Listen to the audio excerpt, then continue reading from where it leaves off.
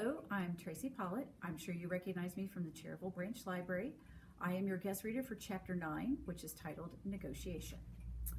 Negotiation, noun, a method of bargaining so that you can reach an agreement. Evan looked up from the marble track he was building when Jessie walked in the front door. She looked hot. She looked sweaty. She looked happy. Really happy. Like she'd just gotten an A+, or like she just won a war. "What are you smiling for?" asked Evan, holding a marble at the top of the track. "No reason." Jessie put her hands on her hips and stared at Evan. She looked like one of those goofy yellow smiley faces, all mouth. "Well, quit looking at me, would you? It's creepifying. You look like you're going to explode or something." Evan dropped the marble into the funnel. It raced through the track, picking up speed around the curves. It passed the flywheel, sending the flag spinning, then fell into the final drop. When it reached the end of the track, it went sailing through the air like a beautiful silver bird, and fell short. The marble landed on the ground instead of in the bullseye cup. Evan muttered under his breath and adjusted the position of the cup. "Race the end of the track," said Jessie. "You'll get more loft." Evan looked at her angrily. The marble had fallen into the cup the last 10 times he'd done it. Why did it have to fall short the one time she was watching? "Don't tell me what to do," he said. Why was she smiling like that?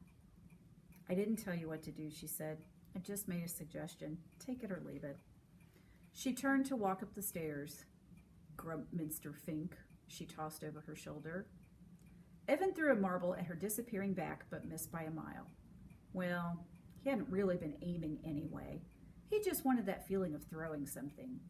He'd been feeling the need to throw something for these past 4 days. Grumpminster Fink. That was the name of a character he'd made up when he was 6 and Jessie was 5. That was back when Mom and Dad were fighting a lot, and Evan and Jessie just had to get out of the house. They'd scramble up the climbing tree. Evan had his branch, Jessie had hers, and wait it out. Sometimes they had to wait a long time. And once, when Jessie was thirsty and impatient and cranky, Evan had said, "Be quiet, and I'll tell you a story about Grumpminster Fink." Grumpminster Fink was a man who was cranky and mean and made everybody miserable. But deep down, he wanted people to love him. It's just that every time he tried to do something nice, it turned out all wrong.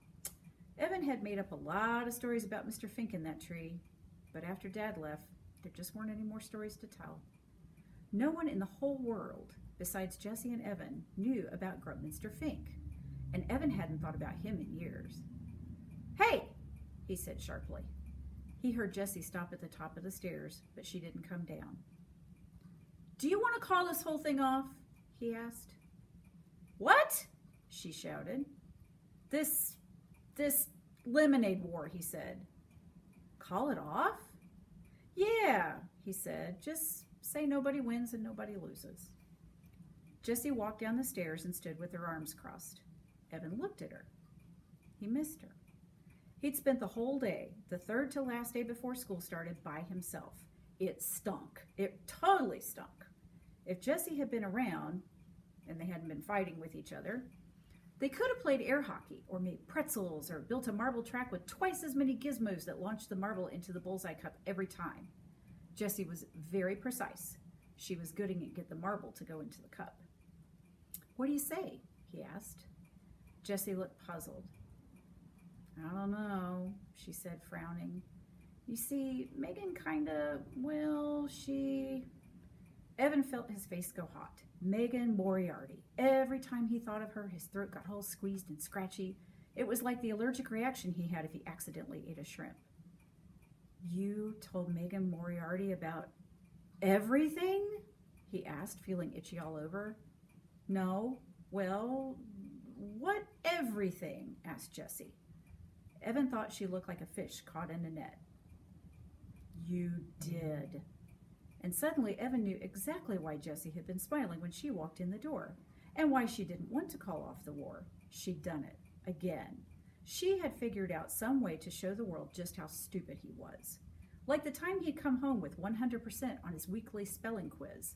The only time he'd ever gotten every word right, to find that Jessie had won a statewide poetry writing contest.